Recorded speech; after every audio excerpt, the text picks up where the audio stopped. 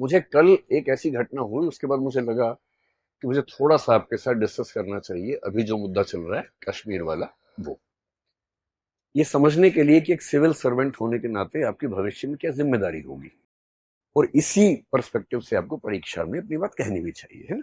ये बात सिर्फ परीक्षा की नहीं है, जीवन की भी है। कल को आप एक जिला संभालेंगे, राज्य संभालेंगे, देश संभालेंगे, और देश संभालते हुए आपके हाथ से छोटी सी गलती हो गई तो बहुत भारी पड़ेगा पूरे देश को। इसलिए हमारा होश दुरुस्त रहे, जोश कंट्रोल में रहे, दिमाग ठीक से काम करता हो, ये बहुत जरूरी है। ये मुझे कल क्यों लगा, कल मैं जब क्लास से गया तो मुझे एक ऐसा बच्चा मिला जो हमारे ऑफिस में काम करता, बहुत नजदीक है, और वो बहुत ही बिलबिलाया हुआ था, बहुत नाराज था। मैंने उससे पूछा क्या हुआ, क्यों नाराज हो? बोला मेरा खून खौल रहा है। मैंने ठीक है भाई, जैसी घटना हुई है खून तो खोलना लाजमी है, किसी का भी खोलना चाहिए, लेकिन तुम्हें क्या लग रहा है? बोला मेरा मन कर रहा है कि आग लगा दूं। मैंने ठीक है, गुस्सा आना स्वाभाविक है। बोला आज मैं कहीं से आ रहा था, रास्ते में मेरे पड़ोस में, जब मैं बस वस में था कहीं, मेरे साथ में एक मुस्लिम व्यक्ति बैठा हुआ था। एक सेकंड को मुझे लगा कि हमला कर दूं उसके ऊपर, लेकिन मैंने खुद को रोक लिया। और पर मैं बहुत बदहवासी की हालत में, मैं समझ नहीं पा रहा क्या करूं, क्योंकि मैं झेल नहीं पा रहा हूं कि ये क्या हुआ है। चुन चुन के हिंदुओं को मारा गया है, कैसे स्वीकार करूं? अब ये मनःस्थिति ऐसा नहीं कि उसी की है, बहुत लोगों की है, आपके परिवारों में बहुत लोगों की होगी, आप में से भी कुछ की होगी जो यहाँ पे शायद कह नहीं रहे होंगे, लेकिन मन में तो सब बातें आती होंगी। ऐसे माहौल में एक सिविल सेवक की जिम्मेदारी क्या बनती है, हमें ये समझना है। और आप जब कल को निबंध लिखें, इंटरव्यू में जाएं, बात करें वहां पर, आपका नजरिया कैसा दिखना चाहिए, ये भी तो महत्वपूर्ण बात है ना, गौण बात थोड़ा ना। सबसे पहली बात जो आप इथिक्स में एक टॉपिक है इमोशनल इंटेलिजेंस, भावनात्मक बुद्धिमत्ता, उसमें पढ़ेंगे। जब भी कोई आपको उकसा रहा हो, नंबर वन, उकसावे में नहीं आना है, इमोशंस में बह के फैसला नहीं करना है।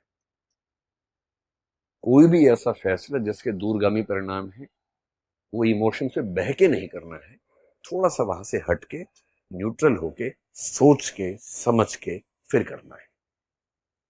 तो जब जब मन में ऐसा भाव किसी के आए, एक बार थोड़ा सा वहां से खुद को हटाना और गहराई में सोचना। सोचते कैसे हैं?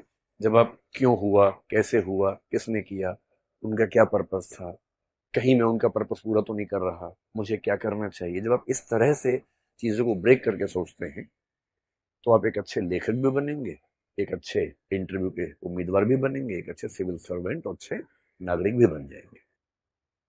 तो उसको मैंने कल थोड़ा संक्षेप में समझाया, तो मुझे उस समय ये लगा कि मेरी जिम्मेदारी है कि मैं कम से कम क्लास में आप लोगों से भी बात करूं, और आप लोग अपने अपने परिवार के लोगों से बात करें। जब माहौल बहुत खराब हो तो अपने हिस्से का माहौल ठीक करना तुम्हारी जिम्मेदारी है ही। हर व्यक्ति तक तो हम नहीं पहुंच सकते, पर जहां तक पहुंच सकते हैं वहां तक कम से कम माहौल को ठीक करना, समझना, समझाना बहुत जरूरी चीज है। जब भी ऐसा हो तो पहले सोच के देखिए कि कौन है जिसने ये किया होगा। और समझदारी का मूल लक्षण पता है क्या है? आप चीजों को अलग कर पाते हैं, चीजों को मिला के एक नहीं करते हैं। जो चीजें अलग अलग हैं उनको अलग अलग करके देख पाने की क्षमता आपके अंदर है। ये किसने किया होगा, कौन होगा? और इसका सबसे सिंपल तरीका समझने का क्या होता है? जिसको इससे फायदा होगा उसने किया होगा। अभी एक पर्सपेक्टिव ये चल रहा है कि पाकिस्तान ने किया है, कुछ लोग ये पर्सपेक्टिव बना रहे हैं कि सारे मुसलमानों ने मिलकर ऐसा किया है, मुसलमान लोग चाहते हैं कि हिंदुओं को मार दिया जाए। और जो इमोशनल लोग हैं बहुत ज्यादा, उनको भड़काना सबसे आसान काम दुनिया में होता है। अगर हम दो ऑप्शन लेके चलें, एक लेके चलें कश्मीर के मुसलमान, एक लेके चलें पाकिस्तान। भाई पाकिस्तान को एक कह रहा हूं, पाकिस्तान भी एक नहीं है, पाकिस्तान की आर्मी अलग है, पाकिस्तान की सरकार अलग है, पाकिस्तान की जनता अलग है। कश्मीर के मुसलमानों को ऐसा करने से क्या फायदा होगा? फायदा होगा या नुकसान होगा? नुकसान होगा। इतने सालों की दहशतगर्दी के बाद 1980 के दशक के अंत में जो माहौल बिगड़ा, तब से बिगड़ा ही हुआ था। 2019 के बाद जब 370 को एब्रोगेट किया गया, तब भी कहा गया कि माहौल बिगड़ेगा, पर माहौल लगभग स्थिर रहा, संभल गया। कई साल तक केंद्र शासित प्रदेश के रूप में शासन चला केंद्र के माध्यम से। अब वहां इलेक्शंस भी हो गए। जनता की डिमांड पता नहीं थी, यानी क्योंकि कई वहां के लोगों ने ये भी कहा कि हमें तो ऐसे ही ठीक लग रहा था, बिना बात के इलेक्शन करवा दिया आपने। पर ठीक है, जनता का रिप्रेजेंटेशन होना चाहिए, इलेक्शन हो गया। उसके बाद अगर आप डेटा देखें, और एक सिविल सर्वेंट की पहली पहचान है कि वो डेटा देख के बात करता है, हवाई बात नहीं करता है। पिछले 2 सालों में जम्मू कश्मीर में टूरिस्ट जो गए उनकी संख्या 22 लाख से 25 लाख थी, और पिछले साल 2.5 करोड़ की संख्या थी। 10 टाइम्स बढ़ोतरी हुई वहां के पर्यटन में, और वहां का मुख्य उद्योग तो वही है, पर्यटन ही, टूरिज्म है। इस साल भी उम्मीद थी कि पर्यटन बहुत बढ़ेगा। गर्मी थोड़ी पहले आ गई। गर्मी पहले आने का मतलब वहां का टूरिज्म बढ़ेगा, क्योंकि अप्रैल में ही जो इलाका आमतौर पर मई जून में आबाद होता था, वो अप्रैल से ही आबाद होना शुरू हो गया, क्योंकि गर्मी ज्यादा हो गई, लोग जाने लग गए। वहां का टूरिज्म बढ़ने से क्या हो रहा है, वहां के लोग खुशहाल है। और ये इमोशनल हो के ये कहना कि हमारी जमीन है, भारत छोड़ दो, भारत वाले चले जाओ, वो 2 दिन की बात अलग है। पर जिस देश से आपको रोज रोजी रोटी मिल रही हो, आप चाहेंगे कि उस देश के साथ आपका संबंध अच्छा रहे। कोई भी चाहेगा। पेट भरा रहेगा तो आप सब बातें कर सकते हैं, पेट ही खाली होगा तो क्या बात करेंगे। और ऐसी रिपोर्ट्स में 3-4 दिन से पढ़ रहा हूं कि जो बेरोजगार युवक वहां पर पाकिस्तान के आतंकवादियों को बॉर्डर क्रॉस करवा के कश्मीर के अंदर लेके आते थे, उनमें से एक भी उपलब्ध नहीं है, क्योंकि उन सबको रोजगार मिल गया है। उनको उस काम के लिए मिलता था 5,000 रुपए, आजकल वो हर महीने 40-50 हजार रुपए कमा रहे हैं, केवल टूरिज्म की वजह से।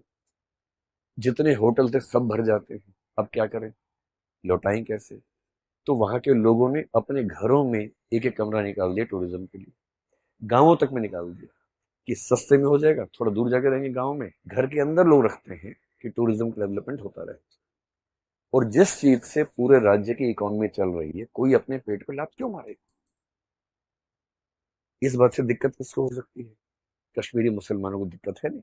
ये हो सकता है कि उनमें से कुछ लोग किसी के बहकावे में आए होंगे, ये हो सकता है, क्योंकि लोकल सपोर्ट के बिना इतना बड़ा हमला नहीं हो सकता है, ये बात भी सही है। लेकिन जनरली वहां का समुदाय क्यों चाहेगा कि 2.5 करोड़ टूरिस्ट जो आ रहे हैं, इस बार उम्मीद है 3 करोड़ की वो कर रहे हैं। अब तो पिछले 2 दिन से जो हालत है वहां पर, कि जो पहलगाम स्विट्जरलैंड था वो बन गया घोस्ट सिटी जैसा, पूरे शहर में कोई नजर नहीं आ रहा। ये कौन चाहेगा। तो मेरी पहली बात है, समझने का तरीका यह है कि कश्मीर का सामान्य मुसलमान, 2-4 अपवादों की बात मैं नहीं कर रहा हूं जो लोकल सपोर्ट कर रहे होंगे, सामान्य मुसलमान ये नहीं चाहता होगा, क्योंकि उसका तो रोजगार बढ़ रहा है, आय बढ़ रही है, वो ऐसा क्यों चाहेगा। तो कौन चाह सकता है।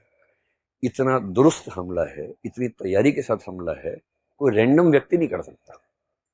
कोई व्यक्ति रैंडमली जाए मार दे भाई, जिनके सिर पे कैमरे लगे हुए हैं और जो लाइव टेलीकास्ट कर रहे हैं, उसको एडिट कर रहे हैं ऑन द स्पॉट और भेज रहे हैं अपने आकाओं को, और जो इतनी बड़ी बड़ी भारी भारी बंदूकें आराम से संभाल पा रहे हैं, जो किसी से पूछ रहे हैं तुम्हारा धर्म कौन सा, हिंदू, सीधे मार दिए सिर पे। इतने ठंडे खून के साथ किलिंग करना मजाक नहीं होता है। कभी आप आईपीएस बनेंगे, पहली बार किसी को मारना पड़ गया ना, कई दिन नींद नहीं आती उसके बाद। जो इतना कोल्ड ब्लडेड मर्डर करता है, इसका मतलब वेल ट्रेन्ड व्यक्ति है, उसको ट्रेनिंग कहां से मिली होगी। तो ट्रेनिंग कौन देगा, सीधी सी बात है, पाकिस्तान से मिली होगी। अब तो ये मान के चलेंगे। पाकिस्तान को क्या दिक्कत है, पाकिस्तान की जनता को मेरे ख्याल से कोई दिक्कत नहीं है। जनता में कुछ मूर्ख हर देश में होते हैं, हमारे देश में भी, उनके देश में भी हैं, जो बिना बात के बिलबिलाते रहते हैं, भारत को बर्बाद कर दो, यहां भी पाकिस्तान बर्बाद कर दो, पाकिस्तान को खत्म कर दो। अरे खत्म करके वो लोग कहाँ जाएंगे, कहीं तो रहेंगे ना भाई। यहां आ गए तो और तबाह हो जाओगे आप, अच्छा वहां पर है, लेकिन खत्म कर दो। ऐसे क्यों खत्म कर दो, वो रहते हैं ठीक है, रहे मस्त, हमें परेशान ना करें, हमें क्या दिक्कत है इस चीज से। क्या पाकिस्तान की सरकार को दिक्कत है, हो सकती है, लेकिन मेरे ख्याल से फिलहाल जिसको दिक्कत है वो वहां की आर्मी है। और आर्मी को क्यों दिक्कत है, सिंपल है, समझिए क्यों दिक्कत है। आप तो आईआर भी पढ़ेंगे, सिक्योरिटी पढ़ेंगे, ये सब आपके पाठ्यक्रम की चीजें हैं। क्यों दिक्कत है? एक तो पाकिस्तान एक फेल्ड स्टेट की स्थिति में जा चुका है, कटोरा लेके दुनिया भर में भीख मांगता है, पैसे नहीं है। जहां आटा 600 रुपए किलो हो चुका हो और हालत खराब होती जा रही हो, आम पाकिस्तानी के पास खाने पीने के पैसे नहीं। और जब खाने पीने के पैसे ना हो तो उस देश में गृह युद्ध भड़कना बहुत आसान होता है। सिविल वॉर न भड़के तो लोगों को इमोशनली फूल बनाना बहुत जरूरी होता है। तो जब जब किसी देश में जनता परेशान होती है, शासकों की कोशिश होती है कि किसी मामले में उलझा दो। और जब भी युद्ध का मौसम बने, हो सकता है कि किसी देश में इलेक्शन होने वाले।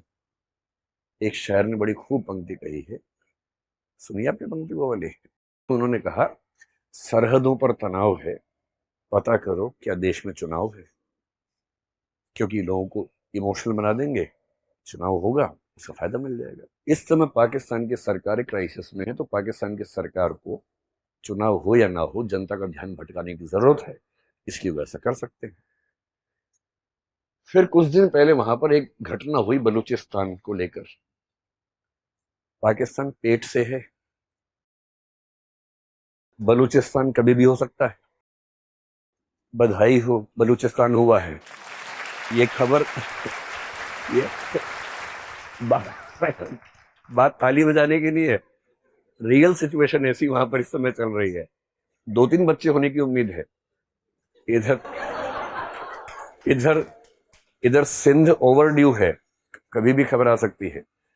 तो लेकिन ये खबर जल्दी आने वाली है। ये प्री मैच्योर बेबी है, थोड़ा जल्दी 7-7.5 महीने में लगता है कि ऐसा होता है कभी कभी, प्रकृति के अपने उसूल होते हैं।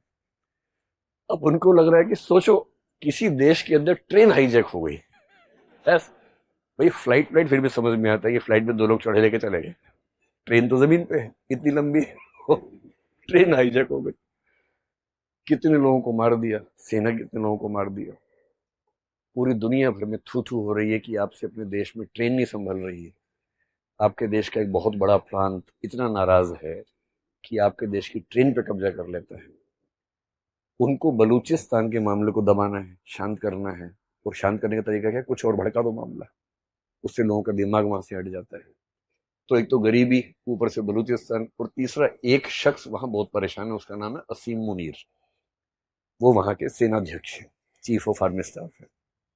अगर उनकी बैकग्राउंड थोड़ी सी आपको पता हो, भारत से गए थे जब, मतलब भारत और पाकिस्तान बटे थे, उस समय भारत से उनका परिवार गया था पंजाब से। पंजाब के मुसलमान जो होते हैं, पंजाबी मुसलमान, उस बैकग्राउंड से हैं। इमरान खान के दौर में उनके नजदीकी थे, आईएसआई के चीफ बनाए गए थे। आईएसआई का बेसिक काम है भारत को परेशान करना, उसके चीफ थे। फिर इन्होंने कुछ ऐसी बड़ी मिस्टेक कर दी कि उसके बाद इनको पनिशमेंट पोस्टिंग देके बहुत खराब पोस्टिंग में भेज दिया गया। अब जैसे इमरान खान की सत्ता पलटी, नवाज शरीफ के भाई है, तो नवाज शरीफ के निर्देश पे कहते हैं कि उनको पाकिस्तान का सेनाध्यक्ष रिटायरमेंट से 2 दिन पहले बनाया गया, एक्सटेंशन देके। और इसलिए बनाया गया कि इमरान खान के दुश्मन नंबर 1 है इस समय। इमरान खान और उनके समर्थक इस समय पाकिस्तान की नाक में दम किए हुए हैं लगातार, बात बात पे राजधानी घेर लेते हैं। और ऐसा लगता है कि राजधानी कब्जे में है इमरान खान के लोगों के। तो इमरान खान फैक्टर को दबाने के लिए सेना का प्रमुख ये व्यक्ति बना है। और इसके मन में एक परेशानी हमेशा से भारत को लेके, इसने कुछ दिन पहले ऐसी एक स्पीच दी भी थी जिसमें भारत के हिंदुओं को अटैक किया कि हिंदू लोग हमसे अलग हैं, हम एकदम अलग हैं, हम एक हो ही नहीं सकते हैं, इस तरह की बातें की। जो एक हिंट अपने आप में था कि कुछ तो पक रहा है। और इनको यह समझ में आ रहा है कि अगर युद्ध होते रहेंगे तो आर्मी का महत्व रहेगा, युद्ध नहीं होंगे तो आर्मी का महत्व खत्म हो जाएगा। कश्मीर से लोकल सपोर्ट 0 हो चुकी है। और धर्म का मुद्दा कि धर्म के नाम पे राज्य अलग होगा, देश अलग होगा, लोग नहीं करना चाह रहे। लोग शांत हैं, उनको रोजी रोटी मिल रही है, उनकी लोकप्रिय सरकार का इलेक्शन भी वहां पर हो चुका है। तो लोग क्यों आंदोलन करेंगे, क्यों क्रांति करेंगे भाई?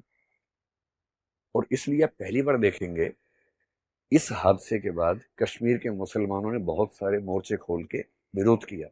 दिल्ली के जामा मस्जिद के शाही इमाम ने विरोध किया।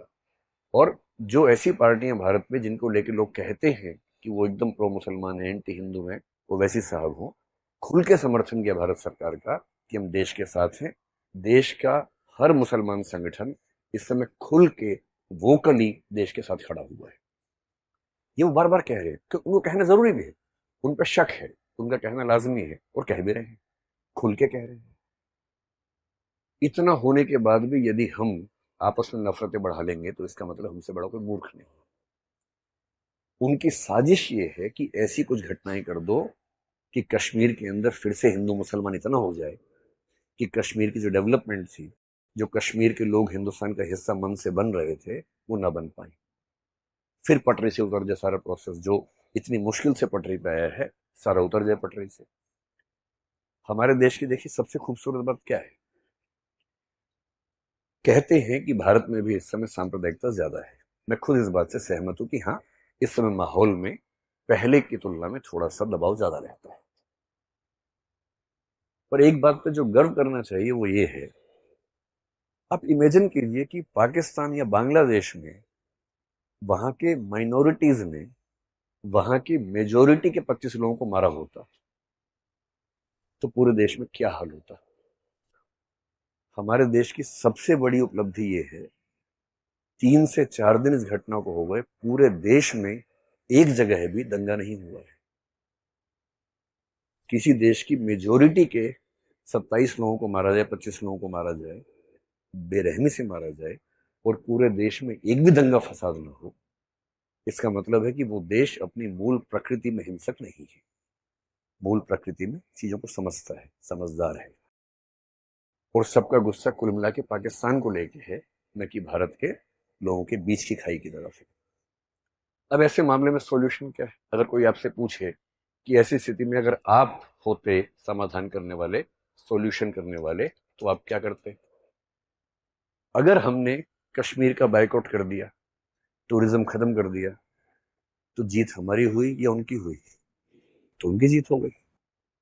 इससे सही समाधान क्या है? कश्मीर में जहां जहां टूरिज्म होता है वहां वहां सिक्योरिटी इतनी कायदे से बढ़ाई जाए और टूरिज्म 2.5 करोड़ की जगह बढ़ के 3-4 करोड़ हो जाए, ताकि कश्मीर के जो थोड़े बहुत बच्चे अभी भी दुविधा में हैं, उनकी दुविधा भी स्थायी रूप से खत्म हो। इसलिए कश्मीर का टूरिज्म खत्म करने का मतलब है कि आप उनके शिकार हो गए, आप उनके झांसे में आ गए, आपने वो काम कर दिया जो वो चाह रहे थे। ये नहीं करना है। वो दूसरा क्या चाह रहे हैं कि भारत के मुसलमानों को इनसिक्योरिटी हो जाए, उनको लगे हिंदू ऐसे हैं, हिंदुओं को इनसिक्योरिटी मुसलमानों से हो जाए। जिस मामले में हमारे देश ने एकदम ठीक स्टेप लिया, पिछले 3-4 दिन में एक भी ऐसी घटना नहीं हुई जो चिंता वाली हो, क्योंकि भारत के हिंदू इस बात को समझ रहे हैं कि दुश्मनी अपने परिवार के लोगों से नहीं है, दुश्मनी बाहर के लोगों से है। और सरकार की भूमिका क्या होती है? जॉइंट फैमिली के मुखिया वाली, संयुक्त परिवार। संयुक्त परिवार में कभी शांति नहीं होती है। 4 भाई हैं, चारों के आपस में झगड़े चलते रहते हैं। इसकी पत्नी उसकी पत्नी से नाराज है, इसका पति इसके पति से नाराज है, ज्यादा मैं कमाता हूँ, खाता ज्यादा ये है, ये मोटा हो गया है, मैं पतला हो गया हूँ, ज्यादा रिसोर्सेज मुसलमानों पे खर्च हो रहे हैं, ज्यादा संसाधन हिंदुओं पे खर्च हो रहे हैं। ये सब जॉइंट फैमिली में चलता है, चलता रहेगा। लेकिन कोई जॉइंट फैमिली घर के अंदर के झगड़ों को बाहर लेके नहीं जाती है। और सरकार एकदम सही कर रही है, नहीं लेके जा रही है। सरकार ने सारे स्टेप्स पाकिस्तान के खिलाफ लिए। नदी के मामले पे हमने एक स्टेप लिया। इन स्टेप्स का असर समय के साथ दिखेगा। और अभी आप में से कई लोगों का मन कर रहा होगा कि युद्ध हो ही जाना चाहिए। इस समय जो है ना, वॉर लाइक सिचुएशन है। एक बात हमेशा ध्यान रखनी है, अगर युद्ध हुआ तो फायदा किसको होगा? सेनाओं को फायदा होगा, विशेष रूप से बाहर की सेना को। भारत की सेना भारत के सिविल एडमिनिस्ट्रेशन के अंडर काम करती है। पाकिस्तान की सेना और आजकल बांग्लादेश की सेना लगभग सिविल एडमिनिस्ट्रेशन की टक्कर में या उससे ऊपर काम कर रही है। उन सेनाओं को मोहलत मिलेगी, उन सेनाओं को फिर से सांस मिलेगी कि हमारा अस्तित्व ठीक चल रहा है। युद्ध होना हमेशा ध्यान रखना है, युद्ध केवल तब करना है जब कोई चारा ना बचे। एथिक्स के पेपर में एक टॉपिक है इंटरनेशनल एथिक्स, उसमें युद्ध एक सब टॉपिक है कि युद्ध अपने आप में कितना नैतिक है, कितना अनैतिक है। तो उसका एक ही उत्तर है, जब तक युद्ध टल सकता है युद्ध को टालना चाहिए, जब टलना संभव ना हो तो करना चाहिए। साहिर साहब ने एक बड़ी अच्छी नज्म लिखी थी जिसमें उन्होंने कहा जंग तो खुद एक मसला है, जंग क्या मसलों का हल देगी। आज खून और लाशें देगी, कल भूख और एहतियाज देगी। इसलिए ए शरीफ लोगों, जंग टलती रहे तो बेहतर है, हमारे और आपके घरों में शम्मा जलती रहे तो बेहतर है। ये होना चाहिए दिमाग का स्टैंड। लेकिन आत्मसम्मान, आत्मरक्षा बहुत जरूरी मसले हैं। और जब ऐसी नौबत आ जाए कि अब कोई रास्ता नहीं बचा है, तब युद्ध करना जरूरी होता है। लेकिन ये क्लियर होना चाहिए कि ऐसी नौबत आ गई है। और बहुत अच्छे अच्छे लोगों ने, एक बहुत अच्छे दार्शनिक हुए थे नीत्शे, एक बहुत अच्छे दार्शनिक हुए थे हेराक्लाइटस, इन सब लोगों ने कहा कि कभी कभी किसी समाज के जिंदा रहने के लिए युद्ध बहुत जरूरी होता है।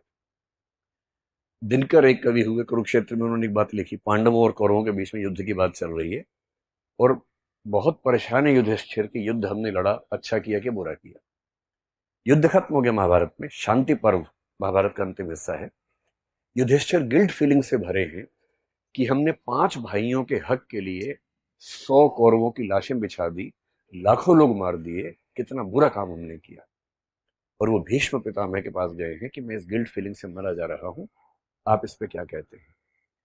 भीष्म पितामह ने बहुत लंबी डिस्कशन की, जिसमें एक पॉइंट सेंटर में है कि युद्ध तब तक नहीं करना है जब तक जरूरी ना हो, जरूरी हो जाए तो करना है।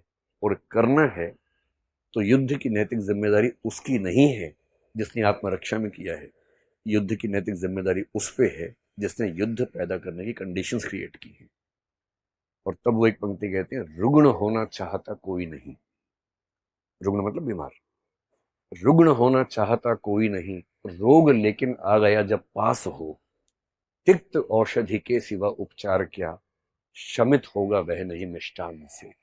अगर रोग पास आ ही गया है तो मिठाई से थोड़ा ना समाधान होगा, कड़वी दवाई खानी ही पड़ेगी, खानी पड़ेगी तो खाएंगे, ऐसा क्या है। इसलिए एक सिविल सर्वेंट का पर्सपेक्टिव क्या है, सबसे पहले समझना है कि इन सिचुएशंस के मूल में क्या है, उनके इरादे क्या हैं।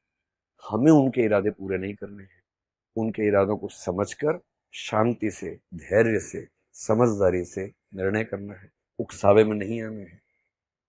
पाकिस्तान की जनता के खिलाफ नहीं सोचना है, जो गलत कर रहे हैं, जो वहां के आतंकवादी हैंडल्स हैं या सेना के लोग हैं, उनके बारे में सोचना है। युद्ध जैसी स्थितियों से खुद को भी रोकना है, आसपास के माहौल को भी ठीक रखना है। और अगर भविष्य में कभी ऐसी नौबत आ जाए, वैसे तो न्यूक्लियर पावर्स के बीच में युद्ध आमतौर पर नहीं होता है, इंटरनेशनल कम्युनिटी संभालेगी इस चीज को, अगर ऐसा होगा तो आ जाए तो फिर देख लेंगे ऐसा भी क्या है। और एक हमारे बड़े अच्छे शायर हुए वाहिद अली वाहिद नाम के, बड़ी सुंदर कविता लिखी है। और ध्यान रखना है, धर्म से मुसलमान है और कविता लिखी है भारत के सम्मान में, बड़ी शानदार। क्योंकि दिक्कत है कि हमारे दिमाग में पाकिस्तान और मुसलमान कई बार समानार्थक बन के आता है। ये गलती भूल के भी नहीं करनी, भूल के भी नहीं करनी।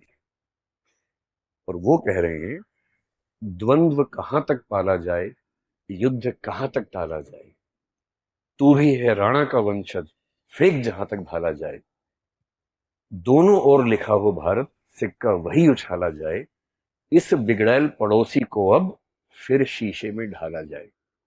तो बिगड़ैल पड़ोसी को ढालना पड़े, ढाल देना चाहिए, लेकिन मिसप्लेस्ड एरोगेंस से बचना है। गुस्सा उस पे करना है जिस पे करना चाहिए, उसका नाम लेके किसी और पे नहीं करना है। एक समझदार नागरिक होने की ये बुनियादी जिम्मेदारी है। और मुझे उम्मीद है कि हम सब, भाई आप तो कल को देश संभालेंगे ना, अभी खुद को संभालो, पहले खुद को संभाल के परिवार को संभालो, अपने आसपास के माहौल को संभालो, कल को देश को संभालो। और युद्ध अगर इमोशंस में होने लग गए तो दुनिया में कोई बचेगा नहीं, इतने युद्ध होंगे, दुनिया खत्म हो जाएगी। तो युद्ध निजी जीवन में भी तभी करना है जब कोई चारा ना हो, जब तक बातचीत से मामला बना। और अच्छा युद्ध बंदूकों से नहीं होता है, मनोविज्ञान के स्तर पे होता है, इंटरनेशनल कम्युनिटी को साथ लेके होता है, जो हमने कर लिया है पहले ही। अगर चीन और बांग्लादेश को भी कमेंट करना पड़ ही गया फाइनली, इसका मतलब है कि नैतिक दबाव हमने दुनिया भर में बना दिया है। युद्ध होता है आर्थिक स्तर पर, कमर तोड़ने का तरीका बंदूक नहीं होता है, कमर तोड़ने का तरीका इकोनॉमी को हिलाना होता है, जो हमने पहले स्टेप्स ले लिए। इन सब से बात ना बने तो अंत में होता है कि बंदूक उठाओ और काम शुरू करो, लेकिन वो बहुत बात की बात है और उसके लिए पागलपन तो एकदम ठीक नहीं। क्या मैं आपको समझा पाया? और ये एक मुद्दा था। किसी भी मुद्दे पर पर्सपेक्टिव इस तरह से रखना है, समग्र, मूल कारण पे जाना है, उथली बातों से बचना है, और जो सही समाधान है, मल्टी फैसेटेड, मल्टी प्रोंग्ड, बहुपक्षीय समाधान, उसको लेके आगे बढ़ना है। ठीक।